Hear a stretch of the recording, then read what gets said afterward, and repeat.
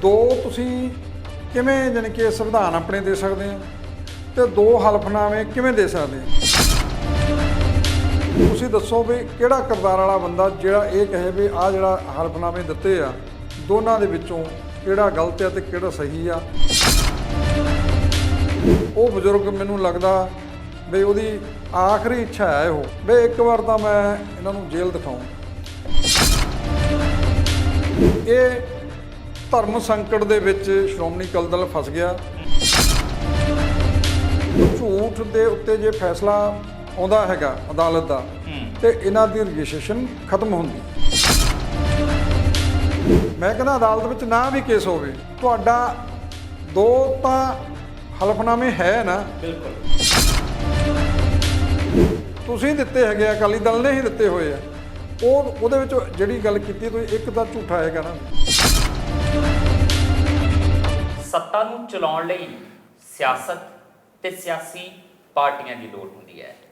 ਸਿਆਸੀ ਪਾਰਟੀ ਬਣਾਉਣ ਦੇ ਲਈ ਸਿਰਫ ਸਿਆਸਤਦਾਨਾਂ ਦੀ ਲੋੜ ਨਹੀਂ ਹੁੰਦੀ, ਪਰ ਉਸ ਪਾਰਟੀ ਦੇ ਸੰਵਿਧਾਨ ਦੀ ਵੀ ਲੋੜ ਹੁੰਦੀ ਹੈ, ਕੁਝ ਕਾਇਦੇ ਕਾਨੂੰਨਾਂ ਦੀ ਵੀ ਲੋੜ ਹੁੰਦੀ ਹੈ ਤੇ ਉਹਦੇ ਤੋਂ ਬਾਅਦ ਤੁਹਾਨੂੰ ਉਸ ਆਪਣੀ ਪਾਰਟੀ ਨੂੰ ਚੋਣ ਕਮਿਸ਼ਨ ਦੇ ਕੋਲ ਰਜਿਸਟਰਡ ਵੀ ਕਰਵਾਉਣਾ ਪੈਂਦਾ ਹੈ ਤੇ ਜੇ ਚੋਣ ਕਮਿਸ਼ਨ ਰਜਿਸਟ੍ਰੇਸ਼ਨ ਕਰਦੀ ਹੈ ਤਾਂ ਫਿਰ ਤੁਸੀਂ ਚੋਣ ਮੈਦਾਨ 'ਚ ਨਿੱਤਰ ਪਾਉਂਦੇ ਹੋ। ਪਰ ਇੱਕ ਪਾਰਟੀ ਪੰਜਾਬ ਦੀ ਜਿਹਦੇ ਰਜਿਸਟ੍ਰੇਸ਼ਨ ਨੂੰ ਲੈ ਕੇ ਇਸ ਸਮੇਂ ਇੱਕ ਬਹੁਤ ਵੱਡਾ ਫੈਸਲਾ ਆਇਆ, ਹਾਈ ਕੋਰਟ ਨੇ ਜਿਹੜਾ ਫੈਸਲਾ ਸੁਣਾਇਆ ਉਸ ਫੈਸਲੇ ਦੇ ਮੁਤਾਬਕ ਉਸ ਪਾਰਟੀ ਦੀ ਹੋਂਦ ਨੂੰ ਖਤਰਾ ਪੈਦਾ ਹੋ ਗਿਆ। ਲਗਾਤਾਰ ਕਈ ਵਾਰੀ ਸੱਤਾ ਹੰਢਾ ਚੁੱਕੀ ਅਕਾਲੀ ਦਲ ਇਹਦੇ ਸੰਵਿਧਾਨ ਨੂੰ ਲੈ ਕੇ ਕਿ ਦੋ ਸੰਵਿਧਾਨ ਹੈ, ਬਲਵੰਤ ਸਿੰਘ ਖੇੜਾ ਹੋਰੀ ਪਿਛਲੇ ਲੰਬੇ ਸਮੇਂ ਤੋਂ ਅਦਾਲਤੀ ਲੜਾਈ ਲੜਦੇ ਆ ਰਹੇ ਨੇ। ਇਹਦੇ ਬਾਰੇ ਪਹਿਲਾਂ ਹੁਸ਼ਿਆਰਪੁਰ ਦੀ ਅਦਾਲਤ ਨੇ ਅਕਾਲੀ ਦਲ ਦੇ ਖਿਲਾਫ ਫੈਸਲਾ ਸੁਣਾਇਆ। ਉਸ ਫੈਸਲੇ ਦੇ ਖਿਲਾਫ ਅਕਾਲੀ ਦਲ ਹਾਈ ਕੋਰਟ ਦਾ ਦਰਵਾਜ਼ਾ ਖੜਕਾਉਂਦਾ ਹੈ ਤੇ ਹਾਈ ਕੋਰਟ ਨੇ ਲਗਭਗ 20 ਕੁ ਪੰਨਿਆਂ ਦੇ ਆਪਣੇ ਫੈਸਲੇ ਦੇ ਵਿੱਚ ਕਹਿਤਾ ਹੈ ਕਿ ਹੁਸ਼ਿਆਰਪੁਰ ਕੋਰਟ ਦੇ ਫੈਸਲੇ ਨੂੰ ਕਾਇਮ ਰੱਖਿਆ ਜਾਵੇ ਔਰ ਨਾਲ ਲੱਗਦੇ ਹੱਥ ਪ੍ਰਕਾਸ਼ ਸਿੰਘ ਬਾਦਲ, ਸੁਖਬੀਰ ਸਿੰਘ ਬਾਦਲ ਤੇ ਦਲਜੀਤ ਸਿੰਘ ਚੀਮਾ ਇਹਨਾਂ ਦੇ ਖਿਲਾਫ ਧੋਖਾਧੜੀ ਦਾ ਮੁਕੱਦਮਾ ਚਲਾਇਆ ਜਾਵੇ। ਕਿਉਂ ਹੋਂਦ ਨੂੰ ਖਤਰਾ ਪਿਆ ਅਕਾਲੀ ਦਲ ਨੂੰ?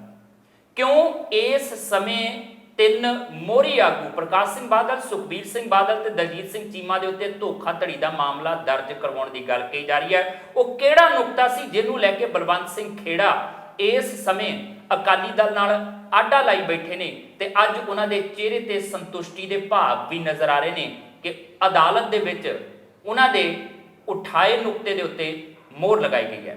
ਸੀਨੀਅਰ ਪੱਤਰਕਾਰ ਪਾਲ ਸਿੰਘ ਨੌਲੀ ਹੋਰੀ ਸਾਡੇ ਨਾਲ ਮੌਜੂਦ ਨੇ, ਆਪਾਂ ਇਹਨਾਂ ਨਾਲ ਕਰਾਂਗੇ ਗੱਲਬਾਤ। ਨੌਲੀ ਸਾਹਿਬ, ਬੜੀ ਦੇਰ ਦੇ ਕਹਿ ਸਕਦੇ ਕਿ ਬਚ ਬਚਾ ਵਾਲੀ ਸਥਿਤੀ ਦੇ ਵਿੱਚੋਂ ਅਕਾਲੀ ਦਲ ਨਿਕਲ ਰਿਹਾ ਸੀਗਾ ਔਰ ਉਹ ਬਚ ਬਚਾ ਦੀ ਸਥਿਤੀ ਦੇ ਵਿੱਚੋਂ ਨਿਕਲਦਾ ਇੱਕ ਵਾਰ ਫਿਰ ਉੱਥੇ ਹੀ ਜਾ ਕੇ ਅਟਕ ਗਿਆ ਜਿਹੜਾ ਹੁਸ਼ਿਆਰਪੁਰ ਦੀ ਅਦਾਲਤ ਨੇ ਪਹਿਲਾਂ ਫੈਸਲਾ ਸੁਣਾਇਆ ਸੀ ਕਿ ਤੁਸੀਂ ਦੋ ਸੰਵਿਧਾਨ ਦੇ ਤੌਰ ਤੇ ਚੋਣ ਨਹੀਂ ਲੜ ਸਕਦੇ ਕਿਉਂਕਿ ਭਾਰਤੀ ਸੰਵਿਧਾਨ ਕਹਿੰਦਾ ਤੁਹਾਡੀ ਪਾਰਟੀ ਧਾਰਮਿਕ ਨਹੀਂ ਹੋਣੀ ਚਾਹੀਦੀ। ਜੇ ਤੁਸੀਂ ਵਿਧਾਨ ਸਭਾ ਜਾਂ ਲੋਕ ਸਭਾ ਦੀ ਚੋਣ ਲੜਨੀ ਹੈ ਤਾਂ ਫਿਰ ਧਾਰਮਿਕ ਚੋਣਾਂ ਦੇ ਵਿੱਚ ਤੁਹਾਡੀ ਸ਼ਮੂਲੀਅਤ ਨਹੀਂ ਹੋਣੀ ਚਾਹੀਦੀ। ਜੇ ਧਾਰਮਿਕ ਚੋਣਾਂ ਲੜਦੇ ਆ ਤਾਂ ਫਿਰ ਇੱਧਰਲੇ ਪਾਸੇ ਦੋ ਐਫੀਡੇਵਿਟ ਦਿੱਤੇ ਜਾਂਦੇ ਆ ਅਕਾਲੀ ਦਲ ਵੱਲੋਂ, ਕਿਤੇ ਕਹਿੰਦੇ ਅਸੀਂ ਧਰਮ ਨਿਰਪੱਖ ਪਾਰਟੀ ਆ ਤੇ ਕਿਤੇ ਸ਼੍ਰੋਮਣੀ ਗੁਰਦੁਆਰਾ ਪ੍ਰਬੰਧਕ ਕਮੇਟੀ ਦੀਆਂ ਤੇ ਦਿੱਲੀ ਕਮੇਟੀ ਦੀਆਂ ਚੋਣਾਂ ਲੜ ਕੇ ਕਹਿੰਦੇ ਅਸੀਂ ਧਾਰਮਿਕ ਪਾਰਟੀਆਂ।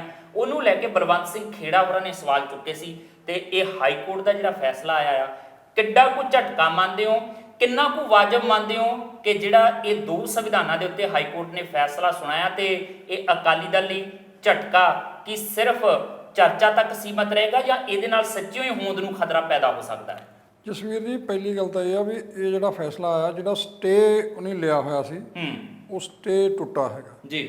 ਉਹ ਹੁਣ ਕਾਰਵਾਈ ਜਿਹੜੀ ਆ ਕਾਨੂੰਨੀ ਕਾਰਵਾਈ ਜਿਹੜੀ ਆ ਉਸੇ ਸੰਦਰਭ ਦੇ ਵਿੱਚ ਗਾਂਹ ਚੱਲਣੀ ਹੈਗੀ ਆ ਜਿਹਨੂੰ ਲੈ ਕੇ ਇਹ ਕੇਸ ਜਿਹੜਾ ਕੀਤਾ ਗਿਆ ਸੀ ਜੀ। ਬਲਵੰਤ ਸਿੰਘ ਖੇੜਾ ਜਿਹੜੇ ਹੈਗੇ ਆ ਹੁਸ਼ਿਆਰਪੁਰ ਦੇ ਰਹਿਣ ਵਾਲੇ ਹੈਗੇ ਆ। ਜੇ ਤੁਸੀਂ ਦੇਖੋ ਉਹ ਆਪਣੀ ਉਮਰ ਦੇ ਆਖਰੀ ਪੜਾਅ ਦੇ ਵਿੱਚ ਲੰਘ ਰਹੇ ਹੈਗੇ ਤੇ ਪਰ ਉਹਨਾਂ ਦਾ ਸਿਰੜ ਤੇ ਸਿਦਕ ਮੈਨੂੰ ਲੱਗਦਾ ਵੀ ਹੁਣ ਦੇ ਅਕਾਲੀਆਂ ਨਾਲੋਂ ਕਿਤੇ ਪੱਕਾ ਜੀ ਜਿੱਦਾਂ ਦਾ ਉਹ ਕੰਮ ਕਰ ਰਹੇ ਆ। 2009 ਦੇ ਵਿੱਚ ਉਹਨਾਂ ਨੇ ਇਹ ਕੇਸ ਜਿਹੜਾ ਕੀਤਾ ਹੈਗਾ ਸੀਗਾ ਜੀ ਵੀ ਦੋ ਸੰਵਿਧਾਨ ਜਿਹੜੇ ਆ ਅਕਾਲੀ ਦਲ ਨੇ ਕੀਤੇ ਆ। ਇੱਕ ਤਾਂ ਗੁਰਦੁਆਰਾ ਇਲੈਕਸ਼ਨ ਕਮਿਸ਼ਨ ਦੇ ਕੋਲ ਜੀ ਆਪਣੇ ਆਪ ਨੂੰ ਉਹਨਾਂ ਨੇ ਦੱਸਿਆ ਵੀ ਅਸੀਂ ਪੰਥਕ ਪਾਰਟੀਆਂ ਧਾਰਮਿਕ ਚੋਣਾਂ ਜਿਹੜੀਆਂ ਸ਼੍ਰੋਮਣੀ ਗੁਰਦੁਆਰਾ ਪ੍ਰਬੰਧਕ ਕਮੇਟੀ ਦੀਆਂ, ਅੰਮ੍ਰਿਤਸਰ ਦੀਆਂ ਜੀ ਤੇ ਦਿੱਲੀ ਦੀਆਂ ਜੀ ਉਹ ਲੜਦੇ ਆ।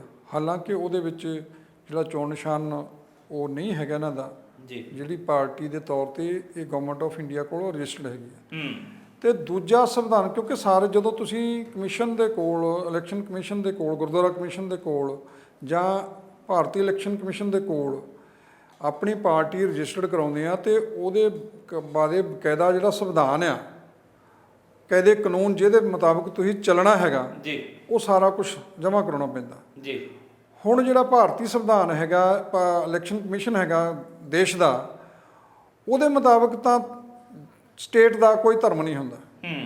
ਸਟੇਟ ਜਿਹੜੀ ਆਪਣੀ ਆ ਭਾਰਤ ਜਿਹੜਾ ਦੇਸ਼ ਹੈਗਾ ਉਹ ਧਰਮ ਨਿਰਪੱਖ ਆ। ਦੇਸ਼ ਦਾ ਕੋਈ ਧਰਮ ਨਹੀਂ ਹੈਗਾ, ਬਿਲਕੁਲ ਸਾਰੇ ਧਰਮਾਂ ਦਾ ਮਾਣ ਸਤਿਕਾਰ ਉਹ ਕਰਦਾ ਹੈਗਾ, ਤਾਂ ਹਰ ਧਰਮ ਨੂੰ ਆਜ਼ਾਦੀ ਹੈਗੀ ਆ। ਪਰ ਸਟੇਟ ਦਾ ਕੋਈ ਧਰਮ ਨਹੀਂ ਹੁੰਦਾ ਤੇ ਰਾਜਨੀਤਿਕ ਪਾਰਟੀਆਂ ਦਾ ਵੀ ਕੋਈ ਧਰਮ ਨਹੀਂ ਹੁੰਦਾ, ਉਹ ਧਰਮ ਨਿਰਪੱਖ ਆਪਣੇ ਆਪ ਨੂੰ ਦੱਸਦੀਆਂ ਨੇ ਜੀ। ਹਾਲਾਂਕਿ ਪ੍ਰੈਕਟੀਕਲ ਦੇ ਵਿੱਚ ਉਹ ਕਿੱਦਾਂ ਵਿਚਰਦੀਆਂ ਨੇ ਉਹ ਇੱਕ ਵੱਖਰਾ ਇਸ਼ੂ ਹੈਗਾ। ਉੱਥੇ ਤਾਂ ਜਸਵੀਰ ਜੀ ਇਹਨਾਂ ਨੇ ਆਪਣੇ ਆਪ ਨੂੰ ਅਕਾਲੀ ਦਲ ਨੇ ਸ਼ੋਅ ਕੀਤਾ ਹੋਇਆ ਵੀ ਧਰਮ ਨਿਰਪੱਖ ਪਾਰਟੀ ਹੈ ਸਾਡੀ, ਜਿਹੜੀ ਅਸੀਂ ਗਵਰਨਮੈਂਟ ਆਫ ਇੰਡੀਆ ਦੇ ਕੋਲੋਂ ਰਜਿਸਟਰ ਕਰਵਾਈ ਹੋਈ ਜੀ। ਦੂਜੇ ਪਾਸੇ ਇਹਨਾਂ ਨੇ ਉਹ ਹੁਣ ਦੋਹਰੇ ਮਾਪਦੰਡ ਇੱਕੋ ਪਾਰਟੀ ਕਿਵੇਂ ਕਰ ਸਕਦੀ ਹੈ, ਇਸ ਗੱਲ ਨੂੰ ਲੈ ਕੇ ਜਿਹੜਾ ਉਹਨਾਂ ਨੇ ਪਹਿਲਾਂ ਤਾਂ ਸੈਸ਼ਨ ਕੋਰਟ 'ਚ ਇੱਥੇ ਆਪਣੇ ਹੁਸ਼ਿਆਰਪੁਰ ਲੋਅਰ ਕੋਰਟ ਦੇ ਵਿੱਚ ਹੀ ਚੱਲਦਾ ਸੀ ਮਾਮਲਾ ਜੀ, ਤੇ ਹੁਣ ਜਿਹੜਾ ਅੱਜ ਜਿਹੜਾ ਫੈਸਲਾ ਆ ਉਹ ਜਿਹੜਾ ਉੱਤੇ ਸਟੇ ਇਹਨਾਂ ਨੇ ਲੈ ਲਿਆ ਸੀ, ਕਿਉਂਕਿ ਉਹ ਉਹਨਾਂ ਧਾਰਾਵਾਂ ਤਹਿਤ ਇਹਨਾਂ ਨੇ ਕੀਤਾ ਵੀ 465, 466, 467 ਤੇ 471 ਹੋਰ ਇਦਾਂ ਦੀਆਂ ਧਾਰਾਵਾਂ ਦੇ ਵਿੱਚ ਉਹਨੇ ਕਿਹਾ ਵੀ ਜਿਹੜਾ ਧੋਖਾ ਧੜੀ ਤੁਸੀਂ ਕਰ ਰਹੇ ਹੈਗੇ ਆ ਉਹਦੇ ਤਹਿਤ ਕਿਉਂ ਨਾ ਜਾਣੀ ਕਿ ਤੁਹਾਡੇ ਤੇ ਜਿਹੜਾ ਮੁਕੱਦਮਾ ਚਲਾਇਆ ਜਾਵੇ।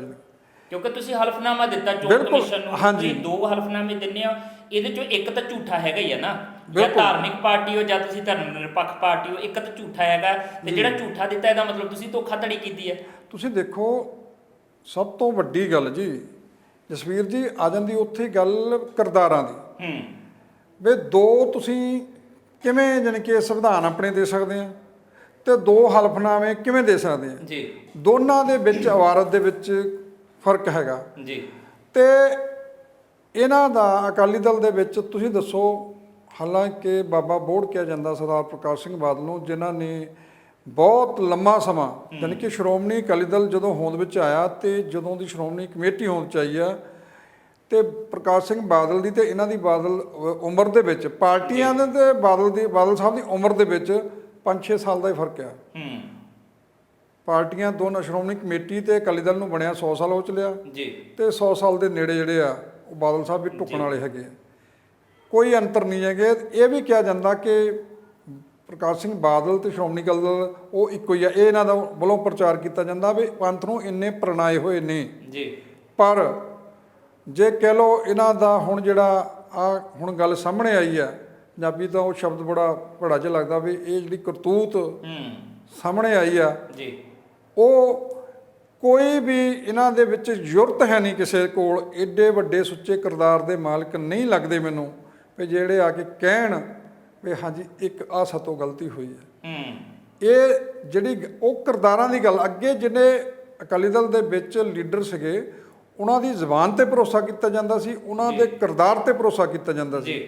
ਹੁਣ ਇਹ ਦੋਨੇ ਗੱਲਾਂ ਜਿਹੜੀਆਂ ਉਹ ਪਾਰਟੀ ਦੇ ਵਿੱਚੋਂ ਜਿਹੜੀਆਂ ਮਨਫੀ ਹੋ ਗਈਆਂ। ਹੁਣ ਇਦਾਂ ਦੇ ਲੀਡਰ ਲੱਭਿਓ ਵੀ ਨਹੀਂ ਲੱਭਦੇ। ਤੁਸੀਂ ਦੇਖੋ ਵੀ ਪਾਰਟੀ ਜਿਹੜੀ ਸੀਗੀ ਇੱਕ ਮਿਸ਼ਨ ਨੂੰ ਲੈ ਕੇ ਚੱਲੀ ਹੋਈ ਸੀ, ਇੱਕ ਸਿਧਾਂਤ ਨੂੰ ਲੈ ਕੇ ਚੱਲੀ ਸੀ। ਜੇ ਪੰਥ ਦਾ ਸੀਗਾ ਮਿਸ਼ਨ ਤੇ ਉਧਰ ਨੂੰ ਲੈ ਕੇ ਚੱਲੀ ਸੀ। ਹੁਣ ਜਿਹੜਾ ਸਾਰੀ ਪਾਰਟੀ ਜਿਹੜੀ ਹੈਗੀ ਆ ਉਹ ਆਪਣੇ ਪੰਥਕ ਏਜੰਡੇ ਨੂੰ ਟੋਟਲ ਛੱਡ ਚੁੱਕੀ ਹੈ ਜੀ। ਜਿਸ ਕੰਮ ਲਈ ਪਾਰਟੀ ਜਾਣੀ ਜਾਂਦੀ ਸੀ, ਇਹਦਾ ਖਾਸਾ ਸੀਗਾ ਬੇਸਿਕ ਵੀ ਇਹ ਜਿਹੜੀ ਪੰਜਾਬ ਦੀ ਨੁਮਾਇੰਦਾ ਜਮਾਤ ਆ ਤੇ ਪੰਜਾਬ ਦੇ ਹੱਕਾਂ ਹਿੱਤਾਂ ਦੀ ਰਾਖੀ ਲਈ ਲੜਦੀ ਆ ਰਹੀ ਹੈ ਜੀ। ਇਹ ਲੜਦੀ ਆ ਰਹੀ ਸੀ।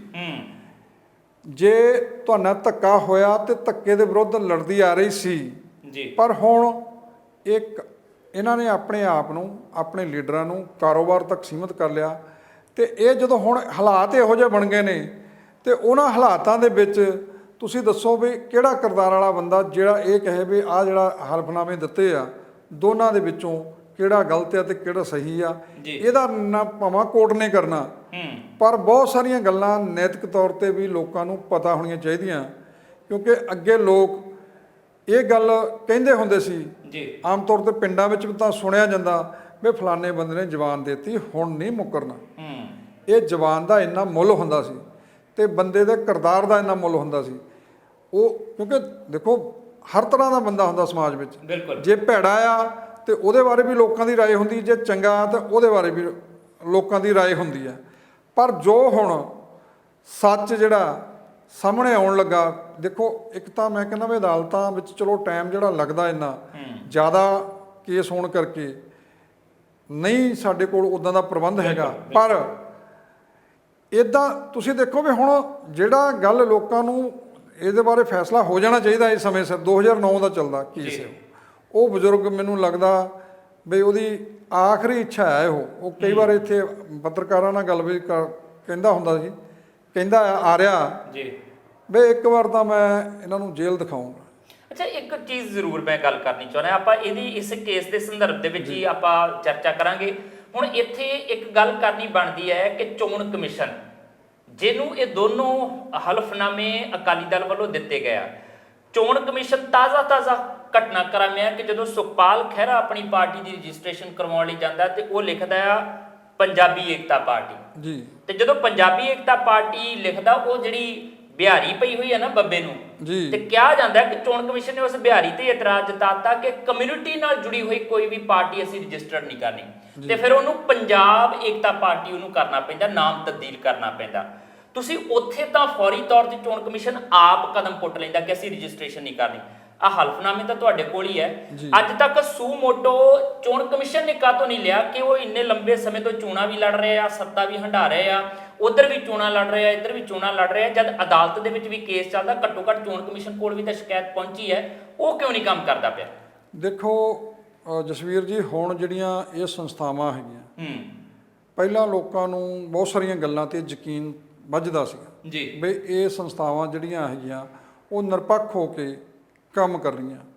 ਪਰ ਹੁਣ ਤੁਸੀਂ ਦੇਖਿਆ ਹੋਣਾ ਬੰਗਾਲ ਦੀ ਇਲੈਕਸ਼ਨ ਹੋਈ ਹੈ ਜੀ, ਉੱਥੇ ਦੇ ਜਿਹੜੇ ਮੁੱਖ ਮੰਤਰੀ ਹੈ ਮਮਤਾ ਬੈਨਰਜੀ, ਉਹਨੇ ਜਿੰਨਾ ਸ਼ਰੇਆਮ ਚੋਣ ਕਮਿਸ਼ਨ ਨੂੰ ਭੰਡਿਆ ਜਾਂ ਉੱਤੇ ਦੋਸ਼ ਲਾਏ, ਮੇਰਾ ਖਿਆਲ ਕਿਸੇ ਵੀ ਰਾਜਨੀਤਿਕ ਪਾਰਟੀ ਦੇ ਆਗੂ ਨੇ ਜਾਂ ਮੁੱਖ ਮੰਤਰੀ ਨੇ ਕਿਸੇ ਵੀ ਸਟੇਟ ਦੇ ਨੇ ਇੰਨੇ ਗੰਭੀਰ ਦੋਸ਼ ਚੋਣ ਕਮਿਸ਼ਨ ਤੇ ਨਹੀਂ ਲੱਗੇ ਅੱਜ ਤੋਂ ਪਹਿਲਾਂ। ਬਿਲਕੁਲ, ਇਹ ਬਹੁਤ ਵੱਡੀ ਤੇ ਗੰਭੀਰ ਮਸਲਾ ਹੈਗਾ ਕਿ ਚੋਣ ਕਮਿਸ਼ਨ ਦੇ ਉੱਤੇ ਸਵਾਲੀਆ ਨਿਸ਼ਾਨ ਜਿਹੜੇ ਖੜੇ ਕੀਤੇ ਗਏ ਨੇ, ਉਹਦਾ ਜਿਹੜਾ ਜਵਾਬ ਆ, ਤੁਸੀਂ ਦੇਖੋ ਹਾਈ ਕੋਰਟ, ਮਦਰਾਸ ਦੀ ਹਾਈ ਕੋਰਟ ਨੇ ਵੀ ਬੜੇ ਸਖਤ ਟਿੱਪਣੀਆਂ ਜੀ ਇਹਨਾਂ ਬਾਰੇ, ਚੋਣ ਕਮਿਸ਼ਨ ਬਾਰੇ ਕੀਤੀਆਂ ਸੀ। ਬਿਲਕੁਲ, ਤੇ ਉਹਦੇ ਵਿੱਚ ਵੀ ਇਹਨਾਂ ਨੇ ਆਪਣਾ ਹਲਫਨਾਮਾ ਜਿਹੜਾ ਉਹ ਚੋਣ ਕਮਿਸ਼ਨ ਨੇ ਦਿੱਤਾ ਸੀ। ਪਰ ਇਹ ਗੱਲਾਂ ਉੱਠ ਕਿਉਂ ਰਹੀਆਂ? ਸਵਾਲ ਇੱਥੇ ਖੜਾ ਆ ਕੇ ਹੁੰਦਾ, ਜਿਹੜੀ ਗੱਲ ਤੁਸੀਂ ਕੀਤੀ ਆ ਵੀ ਜੇ ਉਹ ਪੰਜਾਬੀ ਤੇ ਪੰਜਾਬ ਬਿਹਾਰੀ ਦੇ ਉੱਤੇ ਉਂਗਲੀ ਟੀਕਾ ਟਿੱਪਣੀ ਕਰ ਸਕਦੇ ਆ ਵੀ ਇੱਕ ਕਮਿਊਨਿਟੀ ਨੂੰ ਰਿਪਰੈਜ਼ੈਂਟ ਕਰਦੇ, ਕਮਿਊਨਿਟੀ ਕਿੱਦਾਂ ਹੋ ਗਈ ਜੀ? ਜੇ ਪੰਜਾਬੀ ਆ, ਪੰਜਾਬ ਦੇ ਵਿੱਚ ਤਾਂ ਸਾਰੇ ਧਰਮਾਂ ਦੇ ਲੋਕ ਰਹਿੰਦੇ ਆ, ਇੱਥੇ ਰਹਿਣ ਵਾਲੇ ਜਿਹੜੇ ਆ ਉਹ ਸਾਰੇ ਪੰਜਾਬੀ ਹੈਗੇ ਬੰਦੇ, ਤੇ ਉਹ ਜਿਹੜਾ ਇਤਰਾਜ਼ ਕਰਨਾ, ਉਹ ਇਤਰਾਜ਼ ਵੀ ਚੋਣ ਕਮਿਸ਼ਨ ਦਾ ਮੇਰੇ ਹਿਸਾਬ ਨਾਲ ਬਿਲਕੁਲ ਗਲਤ ਸੀਗਾ। ਤੇ ਜੇ ਹੁਣ ਪੰਜਾਬ ਨੂੰ ਹੀ ਕਰ ਲਿਆ, ਤੇ ਜਿਹੜੇ ਹੁਣ ਇੱਥੇ ਜਿਹੜਾ ਐਡਾ ਵੱਡਾ ਮਸਲਾ ਆ ਜੀ, ਉਹਦੇ ਬਾਰੇ ਤਾਂ ਕੋਈ ਗੱਲ ਨਹੀਂ ਹੋ ਰਹੀ। ਇਸ ਕਰਕੇ ਜਿਹੜਾ ਚੋਣ ਕਮਿਸ਼ਨ ਆ ਉਹਦੀ ਕਾਰਗੁਜ਼ਾਰੀ ਦੇ ਉੱਤੇ ਵੀ ਸਵਾਲੀਆ ਨਿਸ਼ਾਨ ਲੱਗ ਰਿਹਾ ਹੈਗਾ ਵੀ ਜਿਹੜਾ ਇੰਨੇ ਚਿਰ ਦਾ ਮਸਲਾ ਉੱਠ ਰਿਹਾ ਹੈਗਾ, ਸੋ ਮੋਟੋ ਕਿਉਂ ਨਹੀਂ ਲੈਣਾ ਚਾਹੀਦਾ? 2009 ਦਾ ਤਾਂ ਅਦਾਲਤਾਂ ਵਿੱਚ ਚੱਲ ਰਿਹਾ ਹੈਗਾ। ਅੱਛਾ ਜੀ, ਇੱਥੇ ਇੱਕ ਬਚਣ ਦਾ ਤਰੀਕਾ ਕੀ ਹੈ? ਬਚਣ ਦਾ ਤਰੀਕਾ ਇਹ ਹੁੰਦਾ ਵੀ ਤੁਸੀਂ ਜਦੋਂ ਕੰਮ ਨਹੀਂ ਕਰਨਾ ਹੋਵੇ, ਮਾਮਲਾ ਤਾਂ ਜੀ ਕੋਰਟ 'ਚ ਅਸੀਂ ਅਜੇ ਕੁਝ ਨਹੀਂ ਕਰਨਾ, ਉਹ ਫੈਸਲਾ ਹੋਊਗਾ ਤਾਂ ਫਿਰ ਕਾਰਵਾਈ ਕਰਾਂਗੇ। ਜੇ ਦੋਸ਼ੀ ਨੂੰ ਵੀ ਇੱਦਾਂ ਹੀ ਕਿਹਾ ਜਾਂਦਾ ਵੀ ਹਜੇ ਤੱਕ ਇਹ ਦੋਸ਼ੀ ਨਹੀਂ ਕਿਉਂਕਿ ਕੋਰਟ ਨੇ ਫੈਸਲਾ ਨਹੀਂ ਸੁਣਾਇਆ। ਇੱਥੇ ਦਹਾਕਿਆਂ ਦੇ ਹਿਸਾਬ ਨਾਲ ਕੇਸ ਚੱਲਦੇ ਆ ਤੇ ਫੈਸਲੇ ਹੋਣ ਵਿੱਚ ਜਿਹੜੀ ਦੇਰੀ ਲੱਗਦੀ ਆ, ਤੁਸੀਂ ਦੇਖੋ ਵੀ 1984 ਦੇ ਜਿਹੜੇ ਕਤਲੇਆਮ ਹੋਇਆ, ਨਸਲਕੁਸ਼ੀ ਹੋਈ ਸਿੱਖ ਨਸਲ, ਉਹਦੇ ਤੇ ਕਿੰਨਾ ਟਾਈਮ ਲੱਗਾ? 3 ਦਹਾਕਿਆਂ ਤੋਂ ਵੱਧ ਦਾ ਸਮਾਂ ਹੋ ਗਿਆ। ਬਿਲਕੁਲ, ਉਹ ਜਿਹੜੀ ਦੇਰੀ ਕਰਨੀ ਆ ਅਨਿਆਂ ਦੇਣ ਦੇ ਵਿੱਚ, ਇੱਕ ਤਰ੍ਹਾਂ ਨਾਲ ਉਹ ਵੀ ਜਿਹੜੀ ਵੱਡੀ ਬੇਇਨਸਾਫੀ ਹੈਗੀ ਆ। ਇਹ ਅਦਾਲਤਾਂ ਨੂੰ ਵੀ ਚਾਹੀਦਾ ਵੀ ਜਿਹੜੀਆਂ ਮਸਲੇ ਫੌਰੀ ਮੰਗ ਕਰਦੇ ਆ, ਜਿਹੜੇ ਪਤਾ ਵੀ ਇਹ ਸੁਸਾਇਟੀ ਨੂੰ ਪ੍ਰਭਾਵਿਤ ਕਰਦੇ ਆ, ਹੁਣ ਸੱਤਾ ਦੇ ਵਿੱਚ ਕਿੰਨਾ ਸਮਾਂ ਉਹ ਸੱਤਾ ਹੰਢਾਈ ਆ ਸ਼੍ਰੋਮਣੀ ਅਕਾਲੀ ਦਲ ਨੇ ਲਗਾਤਾਰ, ਤਾਂ 2 ਟਰਮਾਂ ਉਹਨਾਂ ਨੇ ਹੰਢਾਈਆਂ। ਬਿਲਕੁਲ। ਤੇ ਇਹੋ ਜਿਹਾ ਰਾਜ ਭਾਗ ਕਰਨ ਵਾਲੇ ਜਿਹੜੇ ਆਪਣੇ ਆਪ ਨੂੰ ਕਹਿੰਦੇ ਆ ਵੀ ਅਸੀਂ ਪੰਜਾਬ ਪੰਥ ਤੇ ਸਰਬੱਤ ਦੇ ਭਲੇ ਦੀ ਗੱਲ ਕਰਦੇ ਆ, ਪਰ ਇੱਥੇ ਜਿਹੜਾ ਝੂਠ ਆ ਲਿਖਤੀ ਉਹਨਾਂ ਨੇ ਬੋਲਿਆ ਹੋਇਆ, ਉਹਦੇ ਬਾਰੇ ਆ ਕੇ ਕਿਉਂ ਨਹੀਂ ਕਬੂਲ ਕਰਦੇ ਜਾਂ ਕਿਉਂ ਨਹੀਂ ਸੱਚ ਜਿਹੜਾ ਉਹ ਲੋਕਾਂ ਨੂੰ ਦੱਸਦੇ। ਇੱਕ ਵੱਡਾ ਸਵਾਲ ਆ। ਇਹ ਧਰਮ ਸੰਕਟ ਦੇ ਵਿੱਚ ਸ਼੍ਰੋਮਣੀ ਅਕਾਲੀ ਦਲ ਫਸ ਗਿਆ। ਤਕਨੀਕੀ ਤੌਰ ਤੇ ਉਹਨਾਂ ਦੇ ਵਕੀਲ ਜੋ ਮਰਜ਼ੀ ਦਲੀਲਾਂ ਦੇਈ ਜਾਣ, ਇੱਕ ਵਾਰੀ ਤਾਂ ਗੱਲ ਜਿਹੜੀ ਲੋਕਾਂ ਦੇ ਸਾਹਮਣੇ ਆ ਉਹ ਆ ਗਈ ਆ ਕਿ ਜਿਹੜੇ 2 ਸੰਵਿਧਾਨ ਬਣਾਏ ਸੀਗੇ, ਤੁਸੀਂ ਦੇਖਿਆ ਹੋਣਾ ਵੀ ਜਦੋਂ ਖੈੜਾ ਸਾਹਿਬ ਇੱਥੇ ਜਲੰਧਰ ਆਏ ਸੀ, ਉਹਨਾਂ ਨੇ ਇੱਕ ਮਾਰਚ ਜਿਹਾ ਵੀ ਕੀਤਾ ਸੀ। ਉਹਨਾਂ ਨੇ ਇੱਕ ਬੈਨਰ ਬਣਾਇਆ ਹੋਇਆ ਸੀ ਤੇ ਉਸ ਬੈਨਰ ਦੇ ਵਿੱਚ ਸੱਪ ਦੇ 2 ਮੂੰਹ ਬਣਾਏ ਹੋਏ ਸੀ ਤੇ ਉਹਦੇ ਵਿੱਚ ਇਹ ਅਕਾਲੀ ਦਲ ਨੂੰ ਹੀ ਸੱਪ ਉਹਨੇ ਬਣਾਇਆ ਹੋਇਆ ਸੀ, ਜਿਹਦੇ ਬਾਰੇ ਲਿਖਿਆ ਵੀ ਆਹ ਅਕਾਲੀ ਦਲ ਆ ਤੇ ਆਹ ਸ਼੍ਰੋਮਣੀ ਕਮੇਟੀ ਆ ਤੇ 2 ਸੰਵਿਧਾਨ ਆ। ਇਹ ਉਦੋਂ ਬੜੀ ਚਰਚਾ ਦੇ ਵਿੱਚ ਗੱਲ ਰਹੀ ਸੀ। ਅੱਛਾ, ਤੁਸੀਂ ਇੱਕ ਗੱਲ ਕੀਤੀ ਹੈ, ਤੁਸੀਂ ਕਿਹਾ ਕਿ ਬਾਬਾ ਬੋੜ ਨੇ ਸਿਆਸਤ ਦੇ ਪ੍ਰਕਾਸ਼ ਸਿੰਘ ਬਾਦਲ ਹੋਰੀ, ਮੈਂ ਬਲਵੰਤ ਸਿੰਘ ਖੇੜਾ ਹੋਰਾਂ ਦੀ ਜ਼ੁਬਾਨੀ ਹੀ ਇਹ ਸ਼ਬਦ ਸੁਣਿਆ। ਉਹ ਕਹਿੰਦੇ ਨਾ ਤਾਂ ਮੈਂ ਫਖਰੇ ਕੌਮ ਕਹਿਣਾ ਤੇ ਨਾ ਮੈਂ ਬਾਬਾ ਬੋੜ ਕਹਿਣਾ, ਮੈਂ ਫਰੋਡੇ ਆਜ਼ਮ ਜਿਹੜਾ ਉਹ ਕਹਿਣਾ। ਪ੍ਰਕਾਸ਼ ਸਿੰਘ ਬਾਦਲ ਲਈ ਉਹ ਇਸ ਸ਼ਬਦ ਦਾ ਇਸਤੇਮਾਲ ਕਰਦੇ ਆ। ਪਰ ਸਵਾਲ ਹੁਣ ਇਹ ਉੱਠਦਾ ਆ ਨੌਲੀ ਸਾਹਿਬ ਕਿ ਹਾਈ ਕੋਰਟ ਦਾ ਫੈਸਲਾ ਆ ਗਿਆ ਕਿ ਲੋਅਰ ਕੋਰਟ ਦੇ ਵਿੱਚ ਜਿਹੜੀ ਚੀਜ਼ ਚੱਲਦੀ ਆ ਉਹ ਬਿਲਕੁਲ ਠੀਕ ਆ, ਦਰੁਸਤ ਆ, ਉਸੇ ਮੁਤਾਬਕ ਜਿਹੜੀ ਆ ਉਹ ਕਾਰਵਾਈ ਅੱਗੇ ਕੀਤੀ ਜਾਵੇ। ਪਰ ਅਜੇ ਕਾਨੂੰਨੀ ਨੁਕਤਿਆਂ ਦੇ ਹਿਸਾਬ ਨਾਲ ਸੁਪਰੀਮ ਕੋਰਟ ਵਾਲਾ ਦਰਵਾਜ਼ਾ ਵੀ ਖੁੱਲ੍ਹਾ ਹੈ ਅਕਾਲੀ ਦਲ ਦੇ ਕੋਲੋਂ। ਪਰ ਹਾਈ ਕੋਰਟ ਦੇ ਇਸ ਫੈਸਲੇ ਤੋਂ ਬਾਅਦ, ਕਿਉਂਕਿ ਬਹੁਤੀ ਵਾਰੀ ਕੀ ਹੁੰਦਾ ਕਿ ਉੱਪਰਲੀਆਂ ਅਦਾਲਤਾਂ ਹੇਠਲੀਆਂ ਅਦਾਲਤਾਂ ਦੇ ਫੈਸਲੇ ਛੇਤੀ ਕਿਤੇ ਬਦਲਦੀਆਂ ਨਹੀਂ, ਲਗਭਗ ਉਹੀ ਚੱਲਦੇ ਆ, ਕਿਉਂਕਿ ਉਹਨਾਂ ਨੂੰ ਲੱਗਦਾ ਹੁੰਦਾ ਜਿਹੜੇ ਹੇਠਲੀ ਅਦਾਲਤ 'ਚ ਬੈਠੇ ਜੱਜ ਵਕੀਲ ਆ ਉਹ ਵੀ ਤਾਂ ਸਿਆਣੇ ਹੈਗੇ ਆ ਨਾ, ਕਿਤੇ ਇੱਦਾਂ ਦਾ ਨਹੀਂ ਫੈਸਲਾ ਸੁਣਾਏਗਾ, ਬਹੁਤ ਘੱਟ ਚਾਂਸ ਹੁੰਦੇ ਕਿ ਬਦਲ ਜਾਂਦੇ ਆ। ਹੁਣ ਸੁਪਰੀਮ ਕੋਰਟ ਵਾਲਾ ਦਰਵਾਜ਼ਾ ਵੀ ਖੁੱਲ੍ਹਾ, ਪਰ ਬਾਵਜੂਦ ਇਹਦੇ ਚੁਣੌਤੀਆਂ ਕੀ ਆ ਅਕਾਲੀ ਦਲ ਲਈ? ਤੁਸੀਂ ਦੇਖੋ ਵੀ ਇਹ ਤਾਂ ਬਹੁਤ ਵੱਡਾ ਮਸਲਾ ਹੈਗਾ। ਇਹ ਤਾਂ ਮੇਰੇ ਹਿਸਾਬ ਨਾਲ ਜਿਹੜਾ ਝੂਠ ਉਹਨਾਂ ਨੇ ਫੜਿਆ ਹੈਗਾ ਉਹ ਝੂਠ ਦੇ ਉੱਤੇ ਜੇ ਫੈਸਲਾ ਆਉਂਦਾ ਹੈਗਾ ਅਦਾਲਤ ਦਾ ਤੇ ਇਹਨਾਂ ਦੀ ਰਜਿਸਟ੍ਰੇਸ਼ਨ ਖਤਮ ਹੁੰਦੀ ਹੈ। ਇਹ ਪੱਕੀ ਗੱਲ ਹੈ ਵੀ ਜਦੋਂ ਤੁਸੀਂ ਕਮਿਸ਼ਨ ਦੇ ਕੋਲ ਝੂਠ ਬੋਲਦੇ ਆ ਜਾਂ ਅਦਾਲਤ ਦੇ ਵਿੱਚ ਜਿਹੜਾ ਤੁਸੀਂ ਹਲਫਨਾਮਾ ਦਿੰਦੇ ਆ ਉਹਦੇ 2 ਜਾਣੀ ਕਿ ਮਤਲਬ ਨਿਕਲਦੇ, ਉਧਰ ਤੁਸੀਂ ਕੁਝ ਹੋਰ ਬੋਲਿਆ ਹੈਗਾ। ਜਿਹੜਾ ਗੁਰਦੁਆਰਾ ਇਲੈਕਸ਼ਨ ਕਮਿਸ਼ਨ ਹੈਗਾ ਆਪਣੇ ਆਪ ਨੂੰ ਧਰਮ ਦੀ ਸਿੱਖਾਂ ਦੀ ਨੁਮਾਇੰਦਾ ਜਮਾਤ ਦੱਸਿਆ ਹੈਗਾ ਵੀ ਅਸੀਂ ਹੀ ਇਹਨਾਂ ਦੀ ਨੁਮਾਇੰਦਗੀ ਕਰਦੇ ਹਾਂ ਸਿੱਖ ਕੌਮ ਦੀ, ਕਿਉਂਕਿ ਦਿੱਲੀ ਦੇ ਵਿੱਚ ਵੀ ਸ਼੍ਰੋਮਣੀ ਅਕਾਲੀ ਦਲ ਚੋਣ ਲੜਦਾ ਹੈਗਾ ਤੇ ਪੰਜਾਬ ਦੇ ਵਿੱਚ ਵੀ ਜਿਹੜੇ ਸ਼੍ਰੋਮਣੀ ਅਕਾਲੀ ਦਲ ਆਪਣੀ ਸ਼੍ਰੋਮਣੀ ਕਮੇਟੀ ਅੰਮ੍ਰਿਤਸਰ ਹੈਗਾ ਉਹਦੇ ਉਮੀਦਵਾਰਾਂ ਦੀ ਚੋਣ ਜਿਹੜੀ ਆ ਉਹ ਵੀ ਸ਼੍ਰੋਮਣੀ ਅਕਾਲੀ ਦਲ ਕਰਦਾ ਤੇ ਪ੍ਰਧਾਨ ਦੀ ਚੋਣ ਵੀ ਪ੍ਰਧਾਨ ਕਰਦਾ। ਹਾਂ ਬਿਲਕੁਲ, ਉਹਦੇ ਪ੍ਰਧਾਨ ਦੀ ਚੋਣ ਵੀ ਲਿਫਾਫੇ ਜੋ ਕਹਿੰਦੇ ਨਿਕਲਦਾ ਉਧਰਲੇ। ਹਾਂਜੀ, ਤੇ ਜਦ ਕਿ ਜਿਹੜੀ ਸ਼੍ਰੋਮਣੀ ਕਮੇਟੀ ਆ ਉਹ ਪੂਰੀ ਤਰ੍ਹਾਂ ਧਰਮ ਦੇ ਨਾਲ ਸੰਬੰਧਿਤ ਹੈਗੀ ਆ, ਸਿੱਖ ਧਰਮ ਦੇ ਉਹਨੀ ਗੁਰਦੁਆਰਿਆਂ ਦੀ ਸੇਵਾ ਸੰਭਾਲ ਜਿਹੜੀ ਆ ਪ੍ਰਬੰਧ ਕਰਨ ਦਾ ਜ਼ਿੰਮਾ ਹੈਗਾ ਉਹਨਾਂ ਨੇ ਉਹ ਕਰਨਾ ਹੈਗਾ। ਉਹਦਾ ਕੰਮ ਬਿਲਕੁਲ ਉਹਦੇ ਨਾਲ ਰਾਜਨੀਤੀ ਦਾ ਕੋਈ ਵਾਸਤਾ ਨਹੀਂ ਹੁੰਦਾ। ਉਹਨਾਂ ਨੇ ਉਹ ਧਾਰਮਿਕ ਹੀ ਕੰਮ ਕਰਨੇ ਹੈਗੇ, ਗੁਰਦੁਆਰਾ ਦੀ ਸੇਵਾ ਸੰਭਾਲ ਤੇ ਸਰਬੱਤ ਦੇ ਭਲੇ ਦੇ ਕਾਰਜ ਜਿਹੜੇ ਉਸ ਧਰਮ ਦੇ ਸਿਧਾਂਤ ਦੇ ਅਨੁਸਾਰ ਜਿਹੜੇ ਆ ਉਹਨਾਂ ਨੇ ਕਰਨੇ ਹੈਗੇ। ਪਰ ਰਾਜਨੀਤਿਕ ਦੇ ਵਿੱਚ ਪਾਰਟੀਆਂ ਦੇ ਵਿੱਚ ਦਾ ਜਿਹੜਾ ਤੁਹਾਡਾ ਸੰਵਿਧਾਨ ਆ ਉਹਦਾ ਤਾਂ ਕੰਮ ਹੀ ਹੋਰ ਹੁੰਦਾ। ਜਾਣੀ ਕਿ ਹਾਲਾਂਕਿ ਤੁਸੀਂ ਉੱਦਾਂ ਰਾਜਨੀਤਿਕ ਤੌਰ ਦੇ ਉੱਤੇ ਭਾਵੇਂ ਨਹੀਂ ਕਹਿ ਸਕਦੇ ਵੀ ਅਸੀਂ ਝੂਠ ਨਹੀਂ ਬੋਲਦੇ, ਜੋ ਤੁਸੀਂ ਦੇਖਿਆ ਹੋਣਾ ਵੀ ਲੀਡਰ ਜਿਹੜੇ ਸਵੇਰ ਤੋਂ ਸ਼ਾਮ ਤੱਕ ਜੋ ਵਾਅਦੇ ਵੀ ਕਰਦੇ ਆ, ਜੋ ਲੋਕਾਂ ਨੂੰ ਭਰਮਾਉਂਦੇ ਵੀ ਹੈਗੇ ਆ, ਉਹਦੇ ਵਿੱਚ ਕਿਤੇ ਵੀ ਸੱਚਾਈ ਨਹੀਂ ਹੁੰਦੀ। ਇਸੇ ਕਰਕੇ ਤਾਂ ਮੰਗ ਇਹ ਵੀ ਉੱਠਣ ਹੋਣ ਲੱਗ ਪਈ ਆ ਵੀ ਜਿਹੜੇ ਵਾਅਦੇ ਕਰਦੇ ਆ, ਚੋਣ ਮੈਨੀਫੈਸਟੋ ਬਣਾਉਂਦੇ ਆ, ਉਹਨੂੰ ਇਲੈਕਸ਼ਨ ਕਮਿਸ਼ਨ ਜਿਹੜਾ ਹੈਗਾ ਉਹ ਇੱਕ ਕਾਨੂੰਨੀ ਦਸਤਾਵੇਜ਼ ਮੰਨੇ ਵੀ ਜੇ ਤੁਸੀਂ ਜਿੱਤ ਕੇ ਆਉਂਦੇ ਆ ਤੇ ਆਹ ਜਿਹੜੇ ਵਾਅਦੇ ਤੁਸੀਂ ਕੀਤੇ ਆ ਇਹ ਪੂਰੇ ਕਰੋ, ਕਿਉਂਕਿ ਇਦਾਂ ਦੀਆਂ ਮੰਗਾਂ ਵੀ ਉੱਠ ਖੜਦੀਆਂ। ਹੁਣ ਜਿਹੜੇ ਆ ਸ਼੍ਰੋਮਣੀ ਅਕਾਲੀ ਦਲ ਦੇ ਇੱਕ ਜਿਹੜਾ ਆਪਣੇ ਇਹਦੇ ਬਾਰੇ ਫੈਸਲਾ ਆਇਆ ਹੈਗਾ ਉਹ ਇਹਦੇ ਲਈ ਵੱਡਾ ਸੰਕਟ ਖੜਾ ਹੋ ਸਕਦਾ। ਇਹਦੀ ਮਾਨਤਾ ਵੀ ਜਿਹੜੀ ਹੈਗੀ ਆ ਉਹ ਰੱਦ ਹੋ ਸਕਦੀ ਹੈ। ਹਾਲਾਂਕਿ ਜਿਹੜੀ ਤੁਸੀਂ ਗੱਲ ਕੀਤੀ ਵੀ ਸੁਪਰੀਮ ਕੋਰਟ ਦਾ ਦਰਵਾਜ਼ਾ ਉਹਨਾਂ ਲਈ ਖੁੱਲ੍ਹਾ ਹੈਗਾ, ਪਰ 12 ਸਾਲ ਉਹਨੂੰ ਲੜਦੇ ਨੂੰ ਹੋ ਗਏ। ਜਿੰਨੀ ਉਹਨਾਂ ਦੀ ਉਮਰ ਆ, ਜਿੱਦਾਂ ਦੀ ਉਹਨਾਂ ਦੀ ਸਿਹਤ ਆ, ਰੱਬ ਖੁਦਾ ਨਾ ਖਾਸਤਾ ਉਹਨਾਂ ਨੂੰ ਕੁਝ ਹੋ ਜਾਂਦਾ ਤੇ ਇਹ ਕੇਸ ਦਾ ਕੀ ਬਣਨਾ ਉਹ ਰੱਬ ਹੀ ਜਾਣਦਾ। ਤੇ ਇੰਨੇ ਸਿਰੜਨਾ ਕੋਈ ਮਗਰੋਂ ਉਹਨਾਂ ਦੇ ਵਾਲੀ ਵਾਰਸ ਜਿਹੜਾ ਉਹ ਲੜੂਗਾ ਕਿ ਨਹੀਂ ਲੜੂਗਾ, ਇਹ ਇੱਕ ਵੱਖਰਾ ਮਸਲਾ ਹੈਗਾ। ਅੱਛਾ, ਇੱਥੇ ਇੱਥੇ ਇੱਕ ਨੁਕਤਾ ਜ਼ਰੂਰ ਮੇਰੇ ਜ਼ਿਹਨ ਦੇ ਵਿੱਚ ਆ ਰਿਹਾ ਸੀਗਾ। ਤੁਸੀਂ ਇੱਕ ਗੱਲ ਕੀਤੀ ਕਿ ਉਹਨਾਂ ਦਾ ਵਕੀਲ ਕੁਝ ਕਾਨੂੰਨੀ ਨੁਕਤਿਆਂ ਦੇ ਹਿਸਾਬ ਨਾਲ ਤਰਕ ਰੱਖ ਸਕਦਾ ਹੈ ਤੇ ਉਹ ਤਰਕ ਦੇ ਵਿੱਚੋਂ ਬਾਹਰ ਵੀ ਆ ਸਕਦਾ, ਅਕਾਲੀ ਦਲ ਉਸੇ ਤਰੀਕੇ ਨਾਲ ਬਚਾ ਵੀ ਹੋ ਸਕਦਾ। ਬੜੀਆਂ ਚੀਜ਼ਾਂ ਹੁੰਦੀਆਂ ਨੇ, ਕਈ ਵਾਰੀ ਸਾਨੂੰ ਜੋ ਕੁਝ ਨਜ਼ਰ ਆਉਂਦਾ ਹੁੰਦਾ ਫੈਸਲੇ ਉੱਦਾਂ ਦੇ ਨਹੀਂ ਵੀ ਹੁੰਦੇ, ਉਹਦੇ ਤੋਂ ਉਲਟ ਵੀ ਅਦਾਲਤ ਦੇ ਵਿੱਚ ਚੀਜ਼ਾਂ ਜਿਹੜੀਆਂ ਹੋ ਜਾਂਦੀਆਂ। ਪਰ ਇੱਕ ਕਿੱਡੀ ਕਹਿ ਸਕਦੇ ਕਿ ਇਹ ਅਜੀਬੋ-ਗਰੀਬ ਗੱਲ ਹੋਏਗੀ ਕਿ ਉਹ ਸ਼੍ਰੋਮਣੀ ਅਕਾਲੀ ਦਲ ਜਿਹੜਾ ਆਪਣੀ ਸ਼ਤਾਬਦੀ ਮਨਾ ਕੇ ਹਟਿਆ, 100 ਸਾਲ ਪੂਰੇ ਕੀਤੇ ਆ ਅਕਾਲੀ ਦਲ ਨੇ ਆਪਣੇ, ਔਰ ਉਹ ਜਿਹਦਾ ਸੁਨਹਿਰੀ ਭਵਿੱਖ ਰਿਹਾ ਆ, ਜਿਹਦੀ ਸ਼ੁਰੂਆਤੀ ਲੜਾਈ ਪੰਥ ਲਈ, ਕੌਮ ਲਈ ਸੀ, ਔਰ ਚੰਗਾ ਇੱਕ ਦੌਰ ਗੁਜ਼ਰਿਆ, ਉਹਦਾ ਸੁਨਹਿਰੀ ਯੁੱਗ ਵੀ ਆਪਾਂ ਉਹਨੂੰ ਕਹਿੰਦੇ ਆ। ਗੁਰਦੁਆਰਾ ਪ੍ਰਬੰਧਕ ਕਮੇਟੀ ਦੇ ਵਿੱਚੋਂ, ਗੁਰਦੁਆਰਾ ਸੁਧਾਰ ਲਹਿਰ ਦੇ ਵਿੱਚੋਂ ਨਿਕਲ ਕੇ ਆਉਂਦਾ ਆ। ਜਦੋਂ ਸ਼ਤਾਬਦੀ ਪੂਰੀ ਕਰ ਲੈਂਦਾ ਤੇ ਇੱਥੇ ਆਣ ਕੇ ਇਹਨਾਂ ਦੀ ਉਸੇ ਪਾਰਟੀ ਦੀ ਹੋਂਦ ਨੂੰ ਲੈ ਕੇ ਸਵਾਲ ਪੈਦਾ ਹੋ ਜਾਂਦੇ, ਖਤਰਾ ਪੈਦਾ ਹੋ ਜਾਂਦਾ। ਪਹਿਲਾਂ ਇਹ ਕਿਹਾ ਜਾਂਦਾ ਸੀਗਾ ਕਿ ਪਰਿਵਾਰਵਾਦ ਨੇ ਇਸ ਪਾਰਟੀ ਨੂੰ ਖਤਮ ਕਰ ਦਿੱਤਾ, ਤੇ ਹੁਣ ਆ ਦੋ ਸੰਵਿਧਾਨ ਤੇ ਕਾਨੂੰਨੀ ਪਚੜੇ ਜਿਹੜੇ ਇਹਨੂੰ ਖਤਮ ਕਰ ਦਿੰਦੇ। ਜਸਵੀਰ ਜੀ, ਤੁਸੀਂ ਦੇਖੋ ਵੀ ਦਸੰਬਰ 14 ਨੂੰ 1920 ਨੂੰ ਜਦੋਂ ਸ਼੍ਰੋਮਣੀ ਅਕਾਲੀ ਦਲ ਬਣਦਾ ਹੈਗਾ, ਅਕਾਲ ਤਖਤ ਦੀ ਛਤਰ ਛਾਇਆ ਹੇਠ, ਉਦੋਂ ਕਿੱਡਾ ਜਜ਼ਬਾ ਸੀ, ਦੇਸ਼ ਜਿਹੜਾ ਗੁਲਾਮ ਸੀਗਾ ਤੇ ਇੱਕ ਜਿਹੜੀ ਗੁਰਦੁਆਰਾ ਸੁਧਾਰ ਲਹਿਰ ਚੱਲੀ, ਉਹਦੇ ਵਿੱਚ ਜਿਹੜੀ ਆਪਣੀ ਲੜਾਈ ਉਹ ਚੱਲ ਰਹੀ ਸੀ, ਕਿਉਂਕਿ ਸ਼੍ਰੋਮਣੀ ਕਮੇਟੀ 1 ਮਹੀਨਾ ਪਹਿਲਾਂ ਹੋਂਦ 'ਚ ਆ ਜਾਂਦੀ ਹੈ। ਉਦੋਂ ਵੀ ਦੇਖੋ ਇਹ ਇਸੇ ਕਰਕੇ, ਨਹੀਂ ਤਾਂ ਉਹ ਬੰਦੇ ਉਹੀ ਸੀਗੇ, ਬਿਲਕੁਲ ਉਧਰ ਵੀ ਉਹੀ ਬੰਦੇ ਸੀ, ਸ਼੍ਰੋਮਣੀ ਅਕਾਲੀ ਦਲ ਵਿੱਚ ਵੀ ਬਹੁਤੇ ਬੰਦੇ ਉਹੀ ਸੀ। ਜੇ ਉਹਨਾਂ ਨੇ ਇੱਕੋ ਸੰਸਥਾ ਨਾਲ ਕੰਮ ਚਲਾਉਣਾ ਹੁੰਦਾ, ਸ਼੍ਰੋਮਣੀ ਕਮੇਟੀ ਨਾਲ ਚਲਾਉਣਾ ਹੁੰਦਾ ਕੰਮ, ਤੇ ਸ਼੍ਰੋਮਣੀ ਅਕਾਲੀ ਦਲ ਨਹੀਂ ਸੀ ਬਣਨਾ। ਉਦੋਂ ਇਹਦੀ ਬੁਨਿਆਦ ਹੀ ਉਹਨੇ ਕਿਹਾ ਵੀ ਆਹ ਸ਼੍ਰੋਮਣੀ ਕਮੇਟੀ ਜਿਹੜੀ ਹੈਗੀ ਆ, ਇਹ ਗੁਰਦੁਆਰਾ ਦੇ ਕੰਮ ਦੇਖੂਗੀ, ਤੇ ਮਹੀਨੇ ਬਾਅਦ ਹੀ ਫਿਰ ਇਕੱਠ ਕਰਕੇ 14 ਦਸੰਬਰ 1920 ਨੂੰ ਤੇ ਵੀ ਸ਼੍ਰੋਮਣੀ ਅਕਾਲੀ ਦਲ ਜਿਹੜਾ ਉਹ ਰਾਜਨੀਤਿਕ ਪਾਰਟੀ ਤੇ ਹੋਰ ਜਿਹੜੀ ਲੜਾਈ ਆਪਣੀ ਉਹ ਲੜੂਗਾ। ਤੇ ਸ਼੍ਰੋਮਣੀ ਕਮੇਟੀ ਜਦੋਂ ਬਣਦੀ ਹੈ, ਨਵੰਬਰ ਵਿੱਚ ਬਣਦੀ ਹੈ 1920 'ਚ, ਤੇ ਫਰਵਰੀ 1921 ਦੇ ਵਿੱਚ ਸਾਕਾ ਨਨਕਾਣਾ ਵਾਪਰਦਾ।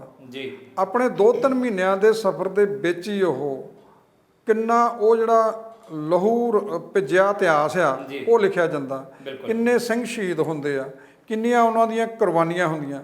ਇੱਦਾਂ ਹੀ ਸ਼੍ਰੋਮਣੀ ਅਕਾਲੀ ਦਲ ਵੀ ਆਪਣੀ ਜਿਹੜੀ ਲੜਾਈ ਲੜਦਾ, ਉਹਦੇ ਵਿੱਚ ਕਿੰਨੀਆਂ ਕੁਰਬਾਨੀਆਂ ਦਿੰਦਾ, ਕਿੰਨਾ ਉਹਦੇ ਵਿੱਚ ਜਜ਼ਬਾ, ਕਿੱਦਾਂ ਦਾ ਪਿੰਡਾਂ ਦੇ ਵਿੱਚ, ਸ਼ਹਿਰਾਂ ਦੇ ਵਿੱਚ ਕਿੱਦਾਂ ਦੇ ਬੰਦੇ ਸੀਗੇ ਉਹਦੇ ਵਿੱਚ। ਉਹ ਇੱਕ ਉਹਨਾਂ ਨੇ ਕਿਰਦਾਰ ਦੇ ਉੱਤੇ, ਪਾਰਟੀ ਤੇ ਸਿਧਾਂਤ ਦੇ ਉੱਤੇ ਖੜੀ ਸੀ। ਜੇ ਤੁਸੀਂ ਉਸ ਵੇਲੇ ਦਾ ਸ਼੍ਰੋਮਣੀ ਅਕਾਲੀ ਦਲ ਦਾ ਸੰਵਿਧਾਨ ਪੜ੍ਹੋ, ਹੁਣ ਤਾਂ ਬਹੁਤੇ ਜਿਹੜੇ ਲੀਡਰ ਹੈਗੇ ਆ ਉਹਨਾਂ ਦੇ ਕੋਲ ਸੰਵਿਧਾਨ ਨਹੀਂ ਹੈਗਾ ਅਕਾਲੀ ਦਲ ਦਾ। ਉਹਦੇ ਵਿੱਚ ਜਿਹੜੀਆਂ ਸ਼ਰਤਾਂ ਆ ਮੈਂਬਰ ਬਣਨ ਦੀਆਂ, ਉਹ ਇੰਨੀਆਂ ਸਖਤ ਆ ਬਈ ਤੁਸੀਂ ਬਈ ਪੜ੍ਹੋਗੇ ਨਾ ਜਦੋਂ ਸ਼ਰਤਾਂ ਨੂੰ, ਤੇ ਤੁਸੀਂ ਹੈਰਾਨ ਹੋ ਜਾਓਗੇ ਵੀ ਮੈਂਬਰ ਹੀ ਬਣਨ ਦਾ ਕਿੰਨੀ ਸਖਤ ਸ਼ਰਤ ਹੈਗੀ ਆ। ਤੇ ਤੁਸੀਂ ਇਹ ਗੱਲ ਕਹਿੰਦੇ ਆ ਕਿ ਸ਼ਰਤਾਂ ਸਖਤ ਹੈਗੀਆਂ, ਇੱਥੇ ਅਕਾਲੀ ਦਲ 'ਚ ਕੱਲ ਬੰਦਾ ਸ਼ਾਮਲ ਹੁੰਦਾ ਉਸੇ ਵੇਲੇ ਉਹਨੂੰ ਉਮੀਦਵਾਰ ਵੀ ਲਿਆਉਣ ਦਿੰਦੇ ਆ। ਨਹੀਂ, ਕੱਲ ਨਹੀਂ, ਜਦੋਂ ਸ਼ਾਮਲ ਕਰਦੇ ਨਾਲ ਹੀ, ਬਿਲਕੁਲ ਉਹ ਟਾਈਮ ਵੀ ਹੁਣ ਨਹੀਂ ਹੈਗਾ। ਜਾਣੀ ਕਿ ਵੀ ਇੱਥੇ ਇੱਦਾਂ ਦੇ ਬੰਦੇ ਵੀ ਦੇਖੇ ਜਿਨ੍ਹਾਂ ਦਾ ਪੰਥ ਨਾਲ ਕੋਈ ਵਾਹ ਵਾਸਤਾ ਨਹੀਂ ਸੀ, ਉਹਦਾ ਵੀ ਮਿਲ ਜਾਂਦਾ ਵੱਡਾ, ਉਹਦਾ ਵੀ ਵੱਡਾ ਨਾਲ ਹੀ, ਜਾਣੀ ਕਿ ਉਹਦਾ ਤਾਂ ਉਹ ਜੇਬ 'ਚ ਪਾ ਕੇ ਲਿਆਏ ਹੁੰਦੇ ਆ। ਉਹ ਨਹੀਂ ਪਤਾ ਵੀ ਉਹ ਕਿੱਦਾਂ ਉਹਨਾਂ ਨੇ, ਜਿਹੜੀ ਗੱਲ ਆਪਾਂ ਕਰਦੇ ਵੀ ਉਹ ਸੰਵਿਧਾਨ ਜਿਹੜਾ ਅਕਾਲੀ ਦਲ ਦਾ ਬਣਿਆ ਹੋਇਆ ਸੀ ਉਹ ਇੰਨਾ ਸਖਤ ਸੀ ਵੀ ਇੱਕ ਮੈਂਬਰ ਜਿਹੜਾ ਹੈਗਾ, ਮੈਂਬਰ ਦੀਆਂ ਨਿੱਜੀ ਗਤੀਵਿਧੀਆਂ ਤੇ ਵੀ ਨਜ਼ਰ ਰੱਖੀ ਜਾਂਦੀ ਸੀ, ਉਹਦੀਆਂ ਕਾਰਵਾਈਆਂ ਤੇ। ਇੱਕ ਉਹਨੇ ਕਿਹਾ ਵੀ ਇੱਕ ਗੱਤਾ ਜਿਹਾ ਲੈਣਾ, ਉਹਦੇ ਤੇ ਤੁਸੀਂ ਕੰਮ ਕੀ ਕੀਤਾ ਹੈਗਾ, ਉਹ ਤੋਂ ਜ਼ਿਲ੍ਹਾ ਜਥੇਦਾਰ ਦਸਤਖਤ ਕਰਦਾ ਹੁੰਦਾ ਸੀ ਵੀ ਇਹ ਮੈਂਬਰ ਦੀਆਂ ਆਹ ਗਤੀਵਿਧੀਆਂ ਹੈਗੀਆਂ ਤੇ ਮੈਂ ਇਹਨੂੰ ਤਸਦੀਕ ਕਰਦਾ ਹੈਗਾ। ਉਹ ਮੈਂਬਰ ਦੀ ਜ਼ਿੰਮੇਵਾਰੀ ਵੀ ਬਣਦੀ ਸੀ ਵੀ ਮੈਂ ਕੰਮ ਜਿਹੜਾ ਸਹੀ ਲਾਈਨ ਦੇ ਵਿੱਚ ਕਰਨਾ, ਤੇ ਜ਼ਿਲ੍ਹਾ ਜਥੇਦਾਰ ਦੀ ਵੀ ਹੁੰਦੀ ਸੀ ਵੀ ਮੇਰੇ ਕੋਲ ਪਾਵਰ ਆ, ਉਹਦੀ ਤਾਕਤ ਨੂੰ ਹੀ ਮੰਨਿਆ ਜਾਂਦਾ ਸੀ। ਇੱਦਾਂ ਹੀ ਜਿਹੜਾ ਹੈਗਾ ਵੀ ਤੁਸੀਂ ਦੱਸੋ, ਜਦੋਂ ਜਿਸ ਪਾਰਟੀ ਦੀ ਬੁਨਿਆਦ ਤੇ ਉਹਦਾ ਸੰਵਿਧਾਨ ਇੰਨਾ ਪੱਕਾ ਹੋਵੇ, ਜਿਹਦੀਆਂ ਨੀਹਾਂ ਦੇ ਉੱਤੇ ਇਹ 100 ਸਾਲ ਦੀ ਪਾਰਟੀ ਖੜੀ ਹੈਗੀ ਆ, ਉਹਨੂੰ ਹੁਣ ਆਉਂਦੇ 100 ਸਾਲ ਤੱਕ ਇੰਨਾ ਖੋਖਲਾ ਕਰ ਦਿੱਤਾ ਗਿਆ ਕਿ ਜਿਹੜਾ ਉਹਦੇ ਇੱਦਾਂ ਦੇ ਇਤਿਹਾਸ ਦੇ ਉੱਤੇ ਹੀ ਉਂਗਲ ਚੁੱਕ ਦਿੱਤੀ ਗਈ। 10 ਸਾਲ ਪਹਿਲਾਂ ਦੀ ਆਪਾਂ ਜੇ 11 ਸਾਲ ਲਾ ਲਓ ਵੀ 90 ਸਾਲ ਤੋਂ ਦਾ ਜਦੋਂ ਸ਼੍ਰੋਮਣੀ ਅਕਾਲੀ ਦਲ ਸੀ, ਉਦੋਂ ਦਾ ਕੇਸ ਕੀਤਾ ਹੋਇਆ ਇੱਕ ਬਜ਼ੁਰਗ ਨੇ, ਹੁਸ਼ਿਆਰਪੁਰ ਬਲਵੰਤ ਸਿੰਘ ਖੇੜਾ ਨੇ। ਇਹ ਗੱਲ ਉਦੋਂ ਪਾਰਟੀ ਦੇ ਲੀਡਰਾਂ ਨੂੰ ਆਪਸ ਵਿੱਚ ਬਹਿ ਕੇ, ਆਪਣੀ ਕਮੇਟੀ ਦੇ ਵਿੱਚ ਬਹਿ ਕੇ ਕਿਉਂ ਨਹੀਂ ਉਹਨਾਂ ਨੇ ਵਿਚਾਰੀ ਕਿ ਐਡੇ ਵੱਡੇ ਸੰਕਟ 'ਚ ਅਸੀਂ ਫਸ ਸਕਦੇ ਹਾਂ।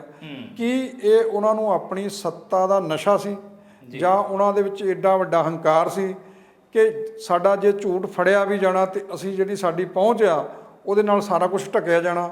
ਪਰ ਜੇ ਸਾਰਾ ਕੁਝ ਸਹੀ ਚੱਲਦਾ ਗਿਆ, ਕਾਨੂੰਨ ਅਨੁਸਾਰ ਕੰਮ ਹੋਇਆ ਤੇ ਇਹਨਾਂ ਲਈ ਬਚਣ ਦਾ ਕੋਈ ਰਾਹ ਨਹੀਂ ਰਹਿਣਾ।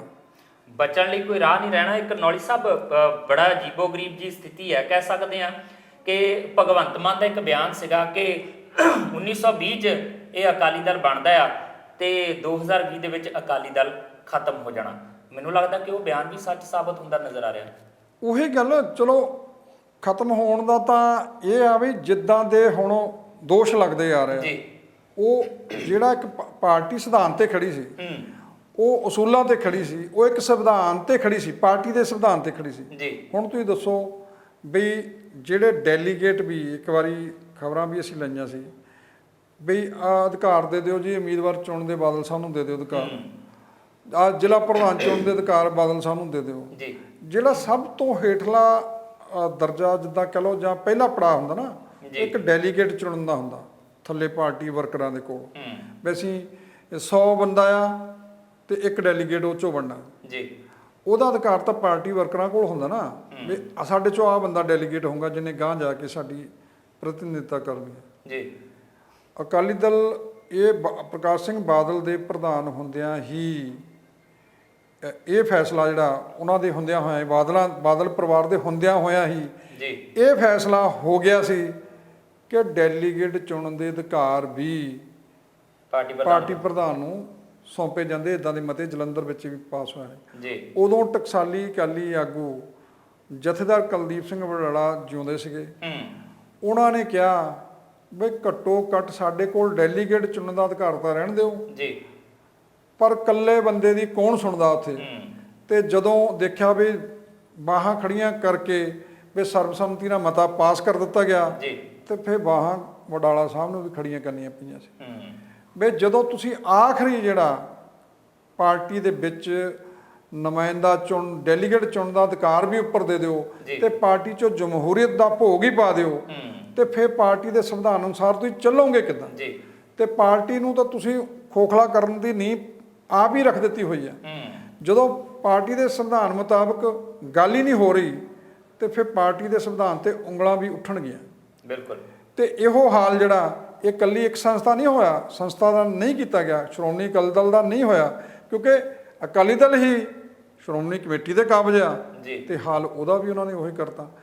ਤਦੇ ਤਾਂ ਉਹ ਜਿਹੜਾ ਇਹਨਾਂ ਦੇ ਵਿੱਚੋਂ ਹੀ ਗਿਆ ਬਲਵੰਤ ਸਿੰਘ ਰਾਮੂਵਾਲੀਆ, ਉਹ ਕਹਿੰਦਾ ਜੀ ਦਿੱਲੀ ਵਿੱਚ ਤਾਂ ਬਾਦਲ ਜਾ ਕੇ ਬਾਲਟੀ ਬਣ ਗਿਆ ਨਾ, ਉੱਥੇ ਜਿਹੜੀ ਚੋਣ ਨਿਸ਼ਾਨ ਇਹਨਾਂ ਦਾ ਬਾਲਟੀ ਹੁੰਦਾ ਵੀ ਹਾਲਤ ਇਹਨਾਂ ਦਾ ਉਹ ਬਣ ਗਈ ਹੈਗੀ ਹੈ।